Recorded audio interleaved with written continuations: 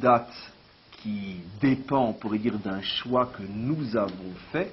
Nous n'avons pas choisi cette date comme étant la date qui est celle donc de la proclamation de l'État d'Israël, mais cette date nous a été imposée par l'histoire, donc par la Providence. Pourquoi ? Parce qu'à minuit du 5 Adar, du 5 Iyar 1948, le mandat britannique cessait, et donc expiait, et donc automatiquement expirait. Expirait. C'est pas grave, comme je le dis toujours, c'est pas mal, mais c'était pas la peine de le remarquer, mais comme je le dis toujours, surtout un jour de fête nationale, nous devons être fiers de perdre notre français, parce que ça prouve qu'on s'enracine profondément dans notre identité hébraïque. Donc bien qu'on continue à enseigner, à penser, même à parler en français, les erreurs que l'on fait de temps en temps nous rappellent que malgré tout, ça fait quand même de nombreuses années que nous vivons dans un milieu qui n'est pas de langue française. En tous les cas, donc le mandat britannique expirait à minuit du 5 Iyar 1948. Et donc, comme la nature a horreur du vide, il fallait bien prendre une décision. Il est absolument évident que les dirigeants terrestres de l'État d'Israël, de la communauté israélienne de l'époque, savaient très bien que proclamer l'État d'Israël signifiait donc voir déferler sur le jeune Yishuv, la jeune communauté, toutes les armées arabes qui viendraient pour terminer ce que cet idiot d'Hitler n'avait pas été capable de faire. Pourtant, on lui avait quand même laissé 5 ans pour exterminer les Juifs. Et bon, ça n'a pas marché, donc on espérait que les Arabes termineraient le travail commencé. Après tout, c'est vrai que Esav et Ishmaël se sont unis déjà depuis fort longtemps. Vayeler Esav, Vaikar et Bat Ishmaël. Esav s'est marié avec la fille d'Ishmaël, ce qui ne pouvait pas pour nous être annonceur de bonnes choses, parce que déjà séparément, on a du mal à résister à leurs coups, mais quand ils se mettent ensemble, c'est très difficile. Donc il y avait, comme on le sait, une alliance sous-entendue déjà depuis 1942 entre le Moufti de Jérusalem et Hitler, et cette alliance qui d'abord se faisait d'une certaine manière sur le plan personnel, devait après passer à une échelle beaucoup plus importante, et donc Ben Gourion savait très bien que décider, décréter la naissance de l'État d'Israël signifiait finalement, avant même de véritablement commencer à naître, devoir se battre à 1 contre 1000 et va savoir comment on s'en sortirait. Mais d'un autre côté, puisque la place était vacante, il fallait donc décider oui ou non si cet État est proclamé.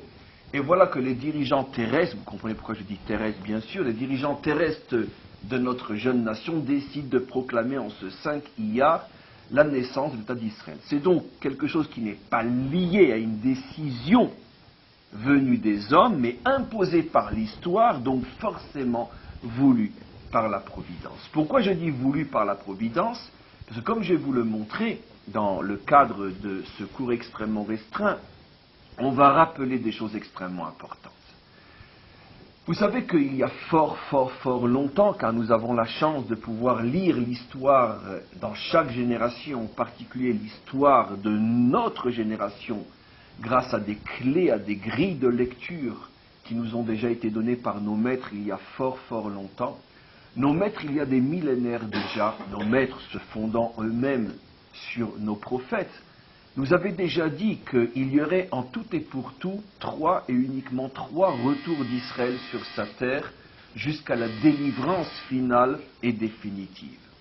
D'où nos maîtres savaient qu'il n'y aurait que 3 retours, tout simplement parce que lorsque la Torah elle-même s'exprime dans le domaine de la délivrance, elle évoque toujours le souvenir ou le mérite des 3 pères. À chaque fois qu'il y a un verset dans la Torah qui évoque la délivrance d'Israël, il est tout le temps, les versets, le texte est toujours introduit par « je me souviendrai d'Abraham, je me souviendrai de Yitzhak et je me souviendrai de Yaakov ». Et donc il y a un lien entre les 3 pères et la délivrance. Ce qui permettra à nos maîtres il y a fort longtemps déjà, quand je dis fort longtemps, je parle en millénaires et même plus en siècles, il y a fort longtemps, nos maîtres nous avaient dit que ce n'est pas simplement un rappel du mérite des pères qui nous fait mériter la délivrance, c'est aussi une allusion au mécanisme, avec un S, au mécanisme profond de la délivrance d'Israël, qui passe par l'évocation des trois pères, donc qui signifie que dans l'histoire, la délivrance se fera en trois fois. C'est-à-dire il y aura une délivrance par le mérite d'Abraham, une délivrance par le mérite de Yitzhak, et une délivrance par le mérite de Yaakov. Et nos maîtres vont beaucoup plus loin. Ils vont jusqu'à s'engager et nous dire, il y a des millénaires, la première délivrance qui s'est faite grâce, par le mérite d'Abraham, et bien sûr la sortie d'Égypte, la deuxième délivrance qui s'est faite par et grâce au mérite de Yitzhak, et bien sûr la sortie de Babylonie, et il y a des millénaires, il y a un peu plus de 2000 ans, nos maîtres nous disaient déjà, et il n'y aura qu'un seul et unique dernier retour, il n'y aura que 3 retours, au moment où Israël quittera le dernier des exils d'Israël, qui est l'exil de Édom, l'exil de Rome, il y aura un dernier retour, et ce retour se fera sous le signe et par le mérite de Yaakov, le 3e père. Comme nous n'avons eu que 3 pères, il n'y aura forcément que 3 retours. Et ce qui est absolument incroyable, c'est que dans l'histoire, effectivement, nous constatons qu'il n'y a que 3 retours. Le retour, c'est-à-dire la sortie d'Égypte, le retour sorti de Babylonie, et le retour que nos maîtres, bien sûr, étaient loin de connaître il y a plus de 2000 ans, mais dont notre génération est témoin et acteur, et qui effectivement se situe en fin d'exil de Édom, en fin d'exil de Rome, le retour qui a commencé il y a à peu près un siècle et qui va en se renforçant de génération en génération. Donc 3 retours. Nos maîtres vont beaucoup plus loin. Ils nous disent que si déjà on compare chacun des retours à un des pères, on peut aussi comprendre la raison pour laquelle il n'y a que le dernier retour qui sera le bon, le vrai, le définitif, c'est-à-dire qui se soldera par la délivrance totale et définitive, non seulement d'Israël, mais de l'humanité tout entière. Là où s'accomplira le verset, Bayom Haou Yeh Hashem Echad Ushmo Echad, Ve'aya Hashem le Melech al Kol Haaretz, ce jour-là Dieu sera un et son nom sera un, c'est-à-dire que tous les peuples auront le même Dieu, c'est-à-dire qu'ils l'évoqueront de la même manière, par le même nom, et ce jour-là Dieu sera roi sur toute la terre.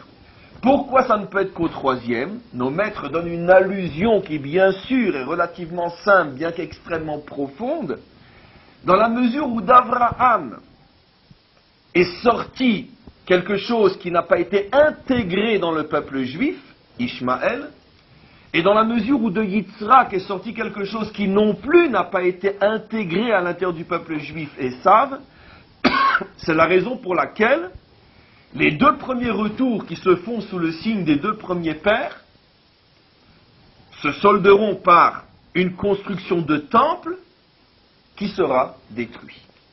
Construction de temple, parce que Abraham est le père d'Israël. Construction de temple, 2e temple, parce que Yitzhak est aussi un des pères d'Israël. Mais dans la mesure où ce ne sont pas les vrais pères d'Israël, puisque Israël ne porte pas le nom de ces 2 pères, mais Israël porte le nom du 3e père, Israël, du nom du 3e père, cela nous indique que les 2 premiers temples construits par le mérite des 2 premiers pères seront malgré tout détruits, ils disparaîtront, et le Zohar, Rabbi Shimon Bar Yochai écrit que parce qu'Abraham a mis au monde Ishmaël, le temple construit par son mérite sera détruit, parce que Yitzhak a mis au monde Esav, le temple construit par son mérite sera détruit, et seul Yaakov, bien que je vais nuancer, expliquer ce que je dis maintenant, seul Yaakov, dont tous les enfants, malgré toutes les difficultés, toutes les disputes et toutes les guerres fraternelles et familiales, malgré tout, tous les enfants sont restés inclus à l'intérieur du projet, aucun enfant n'a été exclu, aucun enfant n'a été repoussé. C'est la raison pour laquelle le 3e temple, qui sera construit par le mérite de Yaakov, lui-même ne sera pas détruit.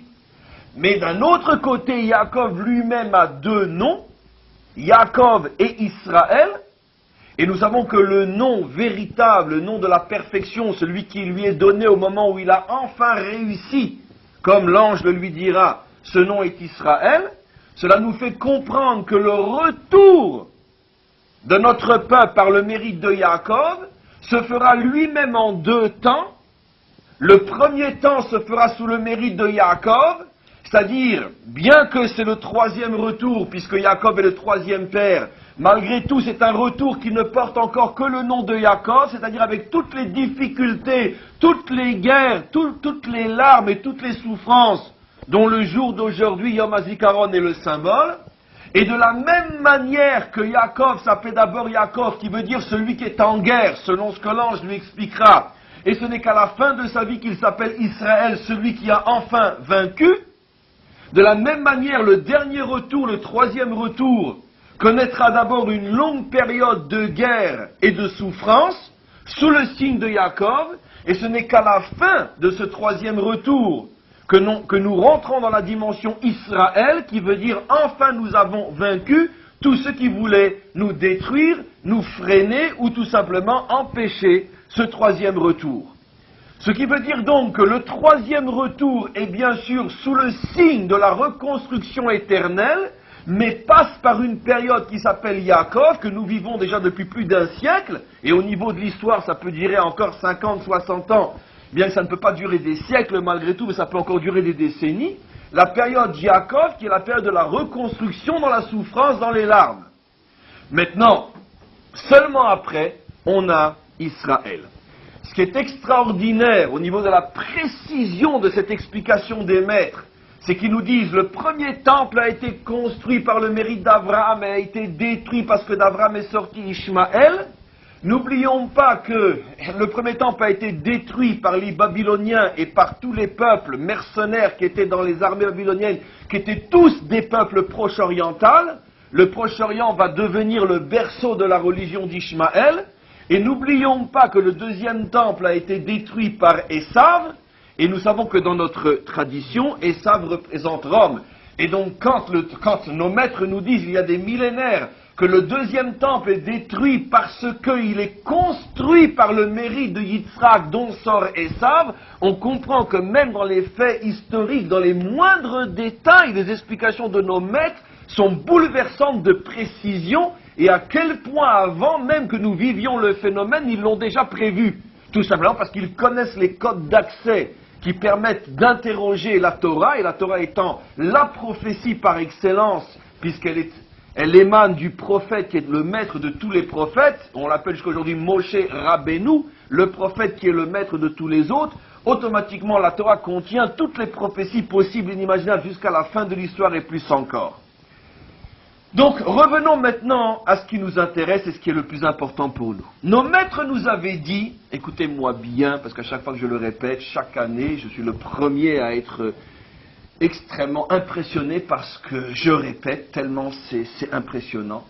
Nos maîtres avaient donc dit que le troisième retour se ferait sous le signe donc de Yaakov Israël. Troisième retour, dernier retour, avec toutes les souffrances de ce retour, mais dernier retour quand même. Ce qui est extraordinaire, c'est que j'ai commencé le cours en vous expliquant, et en vous expliquant simplement, je vous demande de vérifier sur le plan historique que mes propos sont exacts, que cette date du 5 Iyar, nous ne l'avons pas choisie, elle nous a été imposée par l'histoire et donc par la Providence. À la différence de Yom HaShoah d'ailleurs, qui est une date purement conventionnelle, décidée au hasard d'une réunion de bureau. J'ose le dire, surtout après les coups que j'ai fait sur Yom HaShoah, je peux me permettre de le dire parce qu'on ne peut pas me soupçonner de banaliser Yom HaShoah, mais la date est une pure folie. Pourquoi? Parce que faire un Yom HaShoah en plein mois de Nissan, ça prouve vraiment que ceux qui ont décidé cette date-là n'étaient pas du tout religieux, c'était une pure convention. Bon allez, vous pensez qu'on va faire Yom HaShoah, allez, le 28, c'est ridicule, en plein mois de Nissan, on ne fait pas un jour de suprême deuil national, c'est un mois qui est entièrement un mois qui est censé être traversé par la joie et la lumière, le mois de la délivrance. Bien que souvent je répète, pour montrer la différence entre Yom HaShoah et Yom Ha'atzmaut, que la différence entre un jour conventionnel et un jour providentiel, Yom HaShoah est un jour conventionnel, et la preuve c'est qu'il a été très très très mal choisi, alors que Yom Ha'atzmaut est un jour providentiel, il est suprêmement bien choisi par le maître du monde, comme je vais vous le prouver. Mais souvent je dis ça, et puis je fais après un petit retour, une petite nuance en disant que finalement, bien sûr que la Providence s'est aussi mêlée de ce choix idiot du 28 Nissan, enfin du 28 Nissan oui, je ne sais pas comment ça s'appelle, peu importe, enfin de fin de mois de Nissan pour Yom HaShoah. Bien sûr, c'est sûr que sur le plan terrestre, c'est purement conventionnel. Ils se sont réunis, ils disent, bon, allez, quand c'est qu'on fait Yom HaShoah, allez, 28 trucs. Mais c'est sûr qu'il y a aussi la main d'Hachem là-dedans. Pourquoi? Parce que finalement, c'est vrai qu'on le veut ou non, et malheureusement, plutôt que dire le contraire, la Shoah a quand même contribué d'une manière gigantesque à la renaissance d'Israël sur sa terre. Comme toujours, selon l'expression bien connue de Jérémie, Utsu etza vetufar, Davrou davar velo yakum, ils complotent contre nous, mais leurs projets seront déjoués. Davrou davar velo yakum, ils ont beau parler, mais rien ne se réalisera. C'est clair que tous les projets de détruire définitivement Israël, la fameuse solution finale, s'est traduite en très peu de temps, en 3 ans seulement, par la renaissance et Bezrat Hashem éternelle d'Israël sur sa terre. Donc c'est clair qu'on peut comprendre pourquoi la Providence leur a fait choisir, entre parenthèses bêtement, un jour du mois de Nissan pour Yom HaShoah, comme pour nous dire que finalement c'est pas si bêtement que ça, parce que c'est vrai d'un autre côté que Yom HaShoah malheureusement a terriblement contribué à cette renaissance 3 ans seulement après l'ouverture des portes d'Auschwitz. En tous les cas, je vais faire la parenthèse. En ce qui concerne Yom Ha'atzmaut, c'est clair que c'est providentiel. Et regardez maintenant, déchiffrons cette action providentielle. Vous savez qu'on est en pleine période du Homer, je précise pour ceux qui ne savent pas ou qui ne se rappellent pas. Depuis le lendemain de la sortie d'Égypte, c'est-à-dire Pessah, jusqu'à Shavuot, jusqu'au don de la Torah, nous avons tous les soirs une mitzvah, un commandement, de compter le jour pour compter les jours qui nous séparent encore du don de la Torah, comme deux jeunes gens qui vont se marier, ils comptent les jours, c'est évident, il reste 2 jours, il reste 1 jour, il reste etc., etc. Nous, on fait le compte à l'envers, c'est-à-dire à chaque fois on rajoute un jour, c'est-à-dire aujourd'hui ça fait admettons 20 jours, hier c'était 19 jours, demain ça sera etc., etc. On rajoute un jour, c'est-à-dire combien de jours sont passés depuis que l'on est sorti d'Égypte, et quand on arrivera au 49e jour, alors on sera donc la veille de Shavuot. 49 jours, 7 semaines. 7 semaines de 7 jours. Et vous savez tous, surtout si vous étiez là l'année dernière, où je me permets de vous le rappeler, parce que je pense que ça fait déjà 3 ou 4 ans que je le dis, vous savez que les 7 semaines sont, d'après nos maîtres, décomposées en 7 attributs divins, ce qui signifie que chaque semaine, on est censé travailler sur l'une des qualités divines, qui sont fondamentalement au nombre de 7, et bien sûr, l'idée est de se préparer à recevoir la Torah. On pourrait bien sûr, et on le fera sans doute, bien évidemment, bien qu'on l'a déjà fait, mais on le refera de manière plus profonde, approfondir chacun des 7 attributs divins et expliquer ce qu'ils sont et expliquer comment ils nous préparent à recevoir la Torah. On le refera, ce cours-là, mais on a encore un petit peu de temps jusqu'à Shavuot. Mais en ce qui nous concerne, je préfère le dire de manière très globale, chaque semaine porte le nom d'un attribut divin qui nous indique quel est le travail de la semaine en question. Et chaque jour de cette semaine, c'est un aspect de cet attribut divin, selon le principe qu'il y a 7 attributs fondamentaux, et chacun de ces 7 attributs se subdivise lui-même en 7 parties, qui sont 7 facettes de ce même attribut fondamental. On expliquera ça en son temps. C'est pour ça qu'on arrive à 49 jours, 7 fois 7 semaines. Mais ce qui est extraordinaire, mes amis, c'est que nos maîtres, il y a des millénaires, nous ont aussi expliqué que chacune de ces semaines, puisqu'on parle de travail sur soi, correspondait à un juste fondamental qui était sur terre le modèle parfait de cette qualité représentée par cette semaine-là. Par exemple, la première semaine, qui est la semaine du chesed, de la bonté, est représentée bien sûr par quel personnage biblique? Abraham. La deuxième semaine, qui est la semaine de la justice, puisqu'après l'attribut de la bonté vient celui de la justice, est représentée bien sûr par notre père Yitzhak. Et bien évidemment, la troisième semaine est représentée par notre père Yaakov. La quatrième semaine est représentée par le juste Moshe, notre maître. La cinquième semaine par Aaron, son frère, le Kohen, le pilier de la sainteté. La sixième semaine représentée par Yosef, le juste. Et la septième et dernière semaine représentée par David, roi d'Israël. Chacun de ces 7 personnages, qui sont d'ailleurs les 7 personnages que nous invitons symboliquement pendant les 7 jours de Sukkot sous la Souka, même principe, chaque jour, l'une de ces lumières rentre sous la Souka, ce qu'on appelle les 7 Ushpizin, en araméen, les 7 invités. Et donc, on comprend que la période entre Pessah et Shavuot est traversée entièrement par le conte du Homer, 7 semaines qui nous rappellent les 7 justes fondamentaux, Abraham, Yitzhak, Yaakov, Moshe, Aaron, Yosef et David, qui incarnent les 7 piliers des 7 attributs divins, très globalement, sans rentrer dans les détails, la bonté, la justice, la vérité, la détermination, la sainteté, la stabilité et la royauté. Mes amis, Yom Ha'atzmaut tombe d'une manière providentielle pendant la période du Homer. Je vous laisse deviner quelle semaine. Toujours la 3e semaine, la semaine qui est par rapport à notre 3e père, Yaakov. C'est incroyable, maître d'Israël. Comment saviez-vous, il y a plus de 2000 ans, que le 3e retour serait célébré dans la 3e semaine du conte du Homer, qui est par rapport à Yaakov, alors que vous avez dit 2000 ans avant que le 3e retour se ferait sous le signe de Yaakov?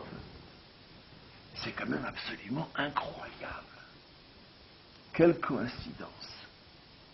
Surtout qu'encore une fois, je me répète, ce n'est pas nous qui avons décidé de choisir ce jour comme jour de notre indépendance. C'est la Providence. 5 milliards. C'est assez extraordinaire. Dans la semaine de Yaakov. Mais ça va beaucoup plus loin que ça. Et avant de vous dire comment ça va plus loin que ça, laissez-moi vous faire aussi un rappel de nos textes millénaires qui disent la chose suivante. Ils disent qu'il y a, entre autres, parmi toutes les différences inimaginables entre la dernière, la 3e délivrance et les 2 premières, parce que les 2 premières n'étaient que ponctuelles, et parce que les temples ont été détruits, parce qu'elles étaient sous le signe de pères dont nous ne portons pas le nom, qui ne sont pas encore le modèle définitif de l'identité juive, etc., etc. L'une des différences fondamentales, disent-ils, est dans le mécanisme même de la délivrance, bien que j'ai déjà commencé à vous expliquer que la délivrance, la 3e, se fait sous le signe de Yaakov Israël, d'abord une période de souffrance, puis après seulement une période de délivrance totale. Mais les maîtres de la Kabbalah, comme Rabbi Shimon Bar Yochai ou comme le Hari Akadosh et quantité d'autres, expliquent un peu plus profondément que ce que je viens d'expliquer. Ils nous disent, d'abord je vais rapporter le langage technique et après je vais bien sûr l'expliquer devant vous. Ils nous disent que, à la différence de la sortie d'Égypte qui s'est faite en une fois, Moshe est venu, il nous a sortis d'Égypte. La différence de la sortie de Babylonie qui s'est faite aussi en une fois, Ezra est venu à l'époque de Cyrus et il nous a sortis de là-bas. La délivrance finale se fera en 2 phases fondamentales qui sont appelées dans le langage de nos maîtres Mashiach ben Yosef et Mashiach ben David. C'est une terminologie que l'on ne trouve qu'au sujet uniquement, qu'au sujet de la délivrance finale. Une phase qui porte le nom codé de Mashiach ben Yosef, la délivrance sous le signe de Yosef, et la dernière phase, qui est la définitive, la délivrance véritable, qui est sous le signe de ce qu'on appelle Mashiach ben David, la délivrance sous le signe du modèle opéré par David. Ben Yosef et Ben David. Et nos maîtres se posent la question, je vais d'abord expliquer dans un premier temps ce que vous savez, après je vais expliquer un peu plus profondément.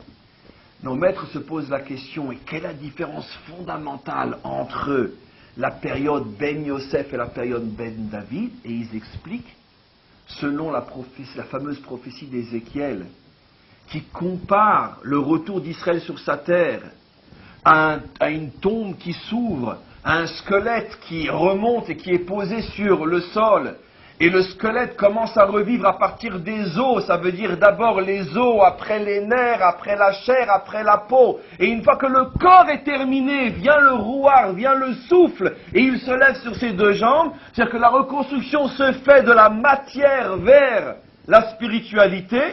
Nos maîtres disent, et là-bas Ézéchiel dit, de la même manière que cet homme a revécu, je vous sortirai de votre exil, j'ouvrirai vos tombes et je vous ramènerai sur votre terre. De là on comprend que la résurrection d'Israël se fait aussi du bas vers le haut, du corps vers l'âme.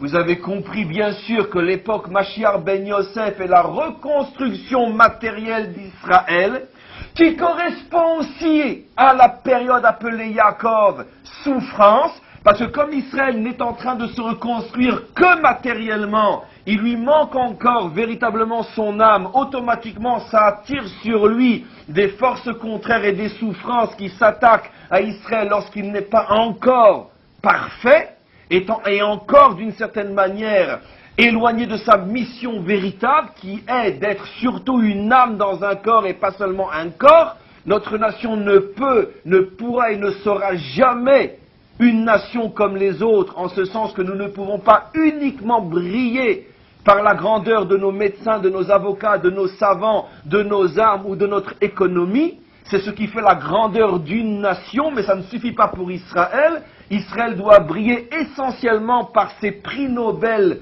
au niveau de l'âme, et ces prix Nobel n'existent pas encore, ils ne sont pas encore connus. Et donc, c'est-à-dire qu'ils ne sont pas encore reconnus comme étant une valeur qui mérite un prix Nobel, et seulement lorsque Israël brillera véritablement avec son âme, à ce moment-là, nous rentrons dans la période Israël, et nous arrêtons donc de souffrir. Donc, Mashiach ben Yosef est la reconstruction matérielle, Mashiach ben David est la reconstruction spirituelle, Mashiach ben Yosef est la reconstruction du squelette, de ces squelettes à peine sortis d'Auschwitz. Ça correspond tellement que je n'ose même pas le dire. C'est ces squelettes qui reviennent ici, qui sont de véritables squelettes, et qui recommencent à manger, qui commencent à avoir un corps qui se reforme, des muscles à nouveau qui commencent à se former, et le squelette redevient un homme, puis redevient un soldat, puis redevient l'un des meilleurs soldats du monde, mais c'est encore la reconstruction du corps, c'est exactement ce qu'Ézéchiel avait dit, le squelette qui recommence à être construit. Mais ça, c'est seulement et encore que la période Mashiach ben Yosef. Il manque la période Mashiach ben David, vers laquelle nous entrons bien sûr chaque jour davantage pour celui qui a des yeux pour voir. Mais en tous les cas, on est encore à l'horizon de cette période-là, on n'est pas encore complètement dedans, c'est une évidence. Sinon, il n'y aurait pas eu ce qui s'est passé à Itamar ou dans d'autres endroits, et on ne serait pas en train de faire Yizkor aujourd'hui, si on était déjà dans la période d'Israël. On est encore malheureusement que dans la période Yaakov. En tous les cas, on a compris. Maintenant, mes amis, vous vous tenez bien? Vous avez tous bu un petit verre d'eau? Ok, alors on y va. Nos maîtres nous avaient dit que le troisième retour se ferait sous le signe de Yaakov. Nos maîtres nous avaient dit que le troisième retour se ferait aussi sous le signe de Yosef, la première phase de ce retour. Vous savez qu'on tombe toujours Yom Ha'atzmaut? C'est aujourd'hui le 5 Iyar. C'est le 6e jour de la 3e semaine. Yosef dans Yaakov. Yosef dans Yaakov. Et il y a encore des gens qui jusqu'à aujourd'hui ne veulent pas voir. Je le dis chaque année. Non, enfin, c'est absolument incroyable. Nous sommes aujourd'hui et Iyar, la tribu de Yosef dans Yaakov. Yosef ben Yaakov. Le 5e jour du mois de Iyar est toujours le Yesod Sheba Tiferet. En hébreu, en français, la qualité de Yosef attachée à celle de Yaakov. Mais enfin, comment nos maîtres, il y a 2200 ans, pouvaient savoir une chose pareille? Et ça se réalise. Maintenant, ne vous inquiétez pas. Et c'est ce qui fait d'autant plus le miracle. C'est que si Ben Gourion avait été moi ou un autre, on aurait pu le soupçonner de s'être arrangé pour. Mais lui, il ne savait même pas que le Homer existait. Je suis sûr que même le mot Homer, il ne savait pas ce que c'était. Peut-être, je ne dis pas pour critiquer, attention, hein, que Dieu me pardonne, c'est pas pour critiquer. Oui, bon, mais vous n'avez pas compris ce que je veux dire. Je ne dis pas pour critiquer. Vous savez, je vais vous dire, mes amis, j'ai tellement d'ennemis dans ce monde. Si vous saviez, je voudrais au moins que ceux qui assistent à mes cours ne me prennent pas pour quelqu'un de méchant, parce que je fais du mal à personne. Mais j'ai tellement de gens qui veulent ma peau. Alors comprenez, bien sûr que je ne dis pas ça pour dire du mal. Au contraire, je veux montrer que justement, c'est qu'il n'était pas du tout impliqué sur le plan de la pratique. C'est évident qu'il ne récitait pas le Homer. Et c'est évident que même s'il connaissait la notion du Homer, il est fort probable qu'il était trop occupé à d'autres choses pour se rappeler qu'il était en pleine période de Homer, précisément à cette époque-là. Ça c'est évident. Il n'était pas pratiquant. Et ce n'est pas une critique du tout, ce que je dis. Loin de là. Bien au contraire. Mais au contraire, ça nous montre donc qu'on ne peut pas le soupçonner d'avoir voulu récupérer auprès des événements. C'est aujourd'hui Yosef, dans Yaakov. Si on proclame la naissance de l'État d'Israël, ça va tomber très bien. Un jour, dans 60 ans, le Rav fera un cours en disant que non, pas du tout. Il ne savait même pas que c'était le Homer ce jour-là. Ça veut dire que c'est d'autant plus fort, d'autant plus providentiel, d'autant plus extraordinaire que justement, le signe est d'autant plus fort qu'il passe par un instrument qui n'est même pas au courant qu'on est en train de le manipuler pour faire et pour faire dire à l'histoire des choses fabuleuses qui le dépassent complètement. Comment? Oui. Oui. Oui. Bien que dans l'image de Ézéchiel, c'est le squelette qui sort pour que l'homme revienne sur la terre. Ce que vous voulez dire, le squelette sort du sol parce qu'en exil, nous sommes un squelette, et malheureusement, l'image n'est que trop précise en ce qui concerne notre sortie de cet exil-là, mais quand le squelette sort de la terre, le corps revient sur sa terre. Pas dans la terre, mais sur sa terre. Si je pousse ce que vous dites jusqu'au bout, merci. Donc on tombe dans Yesod chez Yesod chez Batiferet, Yosef ben Yaakov. Pardon.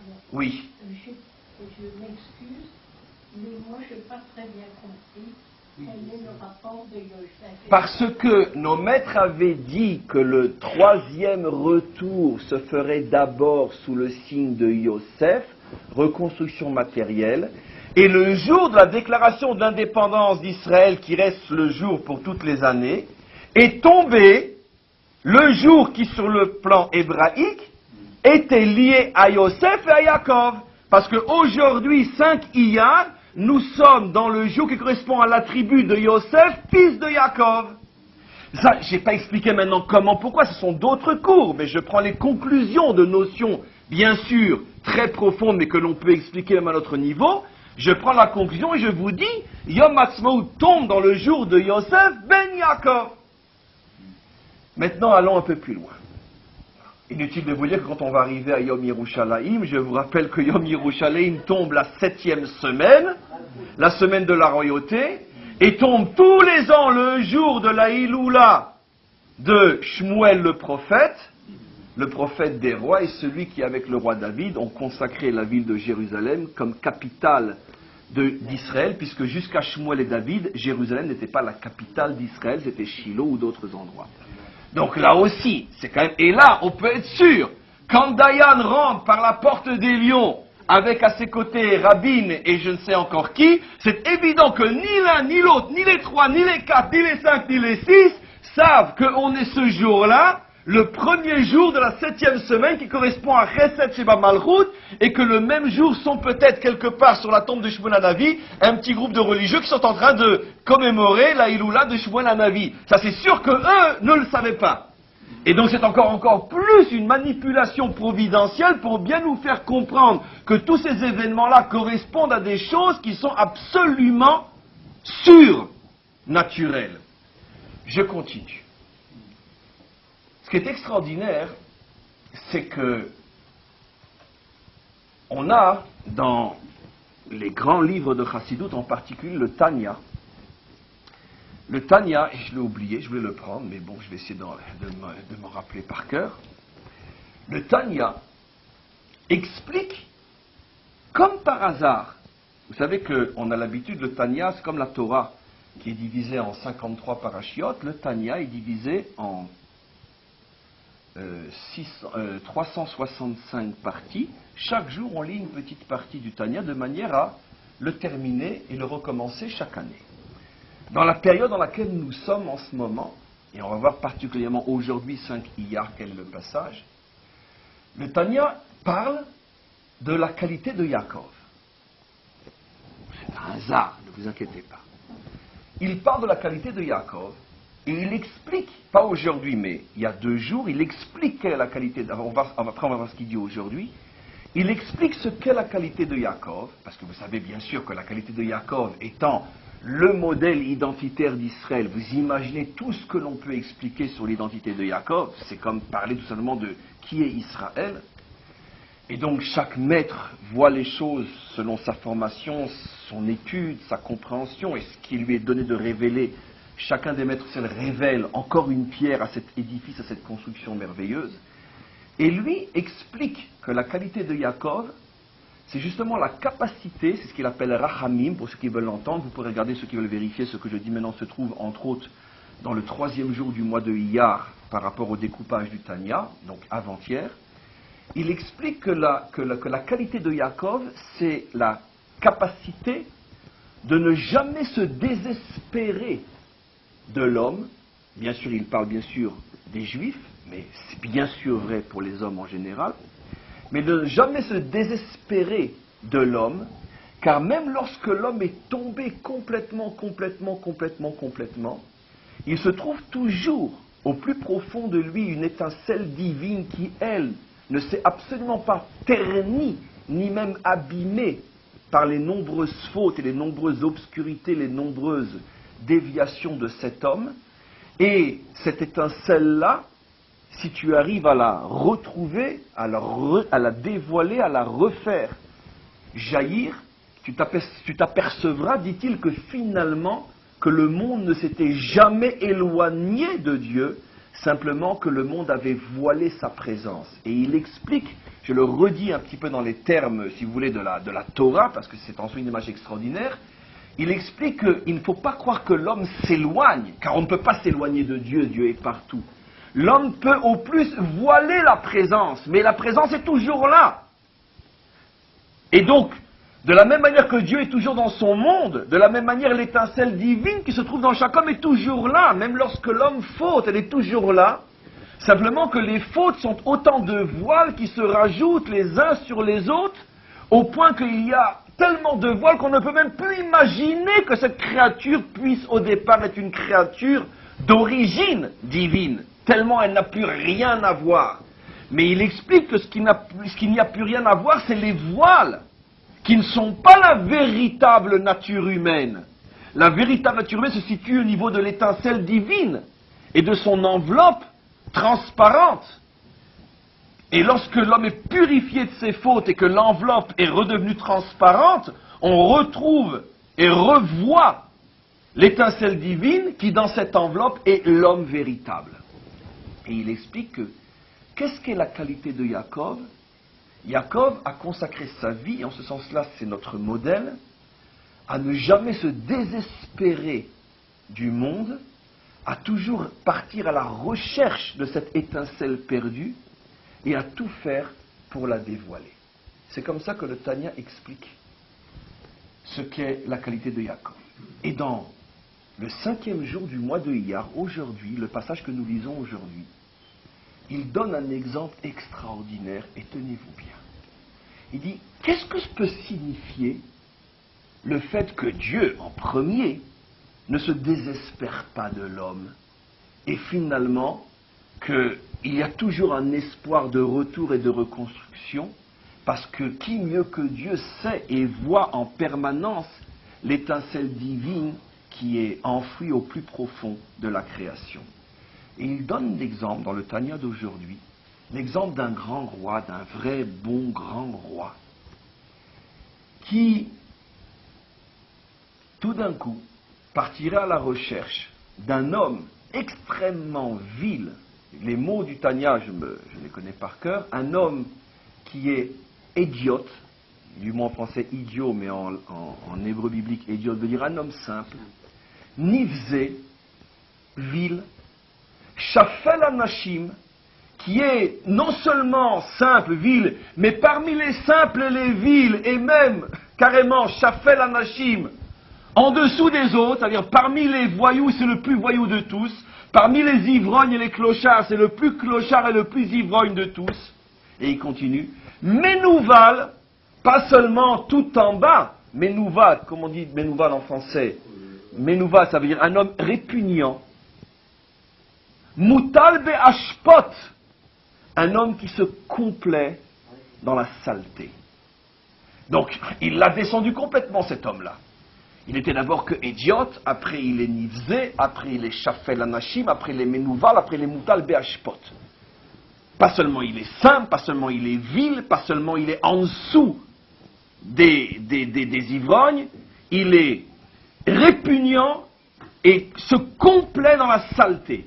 Et voilà que ce roi-là se met en tête d'aller le chercher, d'aller le trouver, parce que le roi sait qu'en vérité cet ivrogne, ce clochard qui s'ignore, cache en lui, au plus profond de sa nature, une force inimaginable qu'il faut simplement retrouver comme un diamant tombé dans la boue, qu'il faut retrouver, qu'il faut nettoyer, qu'il faut polir, qu'il faut tout simplement ramener à sa véritable dimension jusqu'à ce qu'il puisse se retrouver sur la couronne du roi. Et voilà que le roi, tout d'un coup, invite ses plus fidèles serviteurs et leur dit, vous allez venir avec moi, on va dans le quartier Intel. Majesté, dans le quartier Intel, mais vous exagérez, vous savez, dans le quartier Intel, il y a des filles d'eux et puis des gens d'eux. Majesté, qu'est-ce qu'on va penser de vous? Vous n'allez quand même pas partir là-bas, Majesté. Vous me suivez, on va dans le quartier Intel. Dans la poubelle de la ville.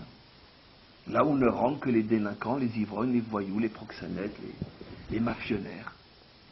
Le roi rentre là-bas avec sa cour, tout le monde le regarde. Mais même dans ce quartier-là, il y a les moins, il y a les plus, il y a les... Tout le monde s'attend de voir le roi ici. C'est une honte pour le roi. Mais voilà que le roi continue. Et de tous les endroits les plus affreux de ce quartier, il se dirige vers le plus affreux de tous. Et quand il rentre dans cette taverne des plus pauvres et les plus ivrognes de tous, il y a quand même 200, 300 personnes à moitié ivres, morts, allongées sur le sol, en train de faire je ne sais quoi. Il se dirige vers le plus affreux de tous. Et lui-même, pas ses serviteurs, se baisse, le prend, le relève, le soutient, le sort de là, le ramène au palais et le fait rentrer dans son palais. Je paraphrase le Tanya d'aujourd'hui. Le fait rentrer de salle en salle, de échal en échal, on pourrait traduire échal en bon français, de salle royale en salle royale, jusqu'à ce que le roi arrive avec lui, toujours en le tenant devant la porte de la salle où personne ne peut rentrer sauf le roi, et il rentre avec lui dans cette salle-là, il s'enferme, et il prend en charge sa remise en forme physique, morale et spirituelle, jusqu'à ce que finalement, après des mois et des mois, la porte s'ouvre, et apparaît le plus grand, le plus noble, le plus fabuleux de tous les princes qui n'ait jamais été à côté du roi.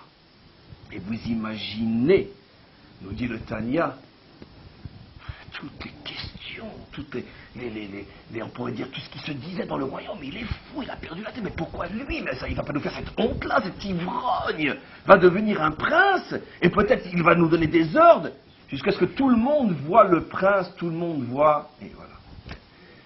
Je ne sais pas comment commenter cette histoire qui est écrite le 5 Iyar d'une Shana Meuberet, d'une année où il y a 2 Hadar, comme notre année. 2 Hadar, oui. Mais c'est quelque chose d'inimaginable. Maintenant, si vous voulez me tirer dessus, vous avez le droit. Si vous voulez me faire confiance, écoutez jusqu'au bout ce que je vais dire. Car je ne pense pas qu'il y ait tellement de juifs qui aiment vraiment les juifs, et n'importe quel juif autant que j'essaye de les aimer. Donc ne me faites pas dire ce que je ne vais pas dire, et n'essayez pas de comprendre ce que je ne dirai pas. Je veux dire, le peuple juif a attendu sa délivrance pendant 2000 ans. il en a traversé des tunnels et des obscurités et des catastrophes. Pendant 2000 ans, le peuple juif, chaque Pessah, ouvre la porte, attend l'entrée d'Eliyahu Hanavi, et naïvement, bêtement, même dans le ghetto de Varsovie en feu, est en train de dire « Leshana Abaa Be'Yerushalayim ». Quand on a tellement pris sur la tête, quand on a vu nos femmes, nos enfants, nos petites filles volées, violées, tuées, martyrisées, lorsqu'on a vu des montagnes de nattes de jeunes filles, lorsqu'on a vu des montagnes de dents en or, lorsqu'on a vu des milliers de cadavres, et lorsqu'on n'a pas cessé de dire les Shana Abba Birushalayim, on attend quand même comme libérateur quelqu'un allez, quelqu'un de chez nous, quoi, un vrai. Qu'est-ce que le bon Dieu va chercher? Un petit journaliste autrichien qui ne connaît même pas le Aleph Bet. Je vous signale juste, celui qui veut mal comprendre ce que je dis est un criminel, que tous les fils de Herzl se sont convertis au catholicisme. Oui. Aucun de ses enfants n'a fait un mariage juif. Aucun. Quand le maître du monde va chercher quelqu'un comme ça, pour être l'acteur inconscient, parce que c'est sûr que ça le dépasse, de quelque chose qui semblerait, qui pourrait être ce pourquoi on a donné des millions de vies. Je répète toujours cet exemple de communauté entière. Les Cosaques arrivaient en Ukraine, ils plantaient une épée qui en haut avait la forme d'une croix, et ils disaient à toute la communauté, 30 000, 40 000, 50 000, 60 000, vous passez devant, celui qui ne se prosterne pas, il continue sans tête. Et des communautés entières ont continué sans passer sans tête. Parce qu'il y avait 10 Cosaques à côté qui coupaient la tête. Je veux dire, on attend quand même autre chose qu'un bonhomme dont les fils vont se convertir à ceux qui nous ont coupé la tête. C'est quand même pas possible. C'est quand même pas possible. Mais c'est vrai que le maître du monde descend vraiment dans les poubelles de l'histoire.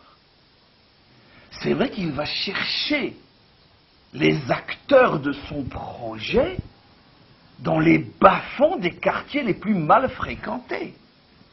Attention si vous comprenez mal ce que je dis. D'accord? Il n'avait pas confiance en les religieux. Peut-être, vous pouvez dire ce que vous voulez, il n'y a que vous qui pouvez le dire. Ça ne me dérange pas. Mais ça ne me dérange pas. Tous les paris sont ouverts. Mais je vous dirai après moi ce que je pense qu'il faut dire.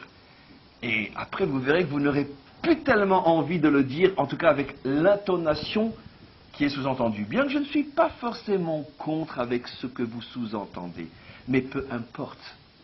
Quoi qu'il en soit, s'il a pu faire d'un homme allongé dans les poubelles de l'histoire, par rapport bien sûr aux critères du judaïsme tel que nous le connaissons, s'il a pu, avec un homme pareil, faire ce qu'il a fait, je pense que même s'il avait pris un rabbin, même si ça avait été un petit peu plus dur, il y serait arrivé quand même.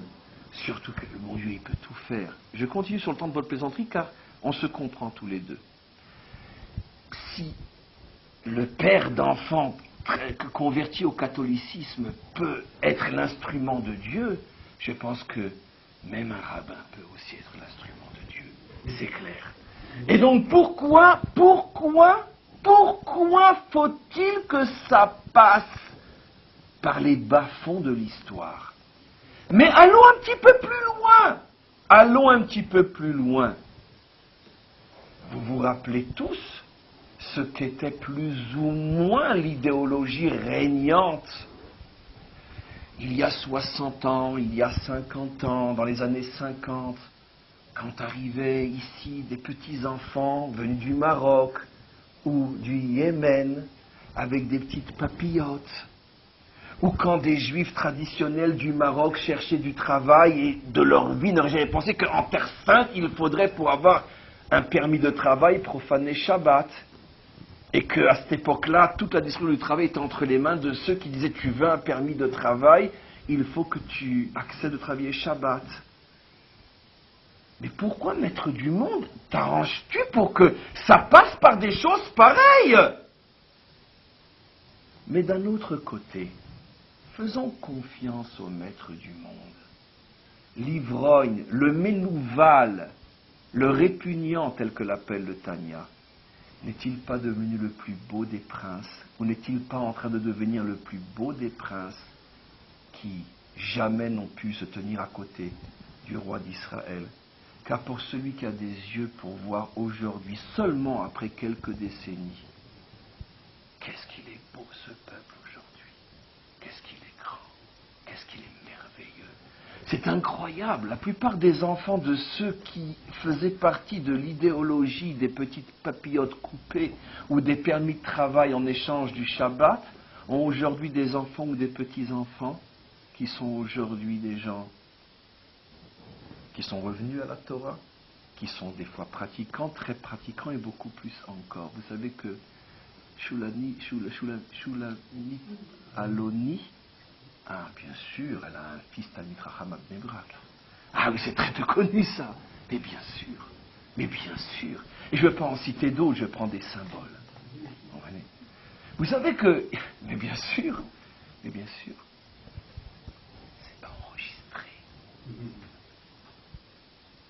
La fille et le gendre de Bibi Netanyahou sont des gens très religieux, ils ont fait des chouvas, mais personne ne le sait.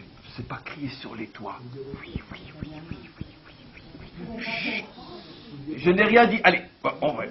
Je veux dire par là, qu'est-ce que je veux dire par là? Je veux dire par là que nous assistons à un retour, une reconstruction extraordinaire de ce qui au départ avait été un ivrogne qui gisait ivre-mort dans une poubelle et que le roi est parti chercher parce que le roi a fait confiance en cet ivrogne. Même si dans les premiers temps l'ivrogne, qu'est-ce qu'il a fait? Eh bien il a vomi sur le roi, il a coupé les papillotes à des milliers d'enfants. Bien qu'au début il se comportait comme un rustre et il a fait des choses inadmissibles dans le palais d'un roi. Mais le roi lui a fait confiance parce que le roi savait qu'à l'intérieur de cet ivrogne se cachait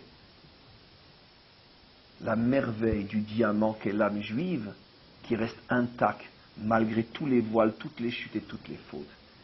Et le maître du monde a fait confiance en cette âme juive, et finalement, il a été récompensé. Elle sort et elle ressort chaque jour davantage. Dans tous les milieux, partout où on n'aurait jamais imaginé que là sortirait l'âme juive, c'est de là qu'elle ressort. Dans les kibboutz, c'est partout. Partout en Israël. Incroyable. Un Tanya qui est celui du 5 Iyar. Et le Tanya explique, ça c'est la grandeur de Yaakov. Yaakov est comme Dieu, il ne se désespère jamais de celui qui est tombé. Maintenant, vous comprenez pourquoi ça devait passer justement par cette partie de notre peuple. Pour montrer, prouver et dévoiler que quelles que soient les chutes d'Israël, à l'intérieur d'Israël se cache une étincelle que Dieu voit et dont Dieu se sert pour ses projets. Si Dieu avait été chercher un rabbin, maintenant je vais le dire dans le bon sens du terme, c'était la pire des choses qui aurait pu nous arriver. Vous savez pourquoi? Parce que ça aurait prouvé que la délivrance ne peut pas se faire sur le signe de la grande et totale reconstruction. Que finalement, si c'était les religieux qui avaient été les constructeurs de notre délivrance, alors qu'est-ce que cela aurait prouvé? Que ceux qui ne le sont pas, ils peuvent au plus être des récupérés. Mais que les vrais juifs sont ceux qui sont restés visiblement juifs. Et les autres sont les en trop, les en plus, dont on fait la fleur de récupérer parce qu'ils sont nés juifs. Le maître du monde a dit non, vous n'avez rien compris à mon monde. L'étincelle que j'ai mis en chaque homme, elle est comme moi. Elle est indestructible. Et même dans le père d'enfants qui abandonneront le judaïsme, même chez lui cette étincelle brille, et je vais le prouver en l'utilisant pour mettre en marche un processus dont la finalité sera la délivrance d'Israël. Et vous voyez comment ce Tanya nous explique que non seulement, comme je vous l'ai prouvé, la délivrance finale s'est faite sous le signe de Yaakov, et miraculeusement est tombé Yom Ha'atzmaut, le jour qui correspond à Yaakov, la semaine qui correspond à Yaakov. Mais en plus, même les maîtres, quand ils nous expliquent ce qu'est la qualité de Yaakov, nous prouvent que finalement ce processus ne pouvait passer que par des gens qui étaient tombés tout en bas et qui sont relevés petit à petit pour que l'ivrogne se transforme en prince de Dieu. Donc tous ces textes-là correspondent à notre réalité. Et maintenant, mes amis, pourquoi Yosef? Yosef, dans notre Torah, n'est-il pas aussi le symbole de celui qui a été capturé, fait prisonnier, qui était pendant 12 ans en prison, qui est tombé dans le bord, dans le trou, et qui finalement s'en est sorti? Eh bien, l'emprisonnement de Yosef, la capture de Yosef est le symbole de l'emprisonnement, de la capture de cette étincelle divine à l'intérieur de chaque juif en exil. Et la libération de Yosef est le symbole de cette libération possible. Et quand Yom Ha'atzmaut tombe, le jour qui s'appelle Yosef ben Yaakov, c'est pour nous faire comprendre que toutes les étincelles divines qui se trouvent prisonnières à l'intérieur de chaque homme, comme Yosef en prison, toutes ces étincelles finiront par revenir. Et que personne ne restera à l'extérieur, selon l'expression connue, Velo yidar mimcha shum nedar. Personne ne sera exclu. La différence fondamentale entre toutes les délivrances et la dernière. Seulement 1/5 sont sortis d'Égypte. Seulement 1/5 sont sortis de Babylonie. Mais 5/5 de Juifs et l'humanité tout entière sera inclus dans la délivrance finale. Pourquoi? Parce que la délivrance finale se fait sous le signe de Yaakov, qui est l'espoir éternel de retrouver dans chaque homme sa dimension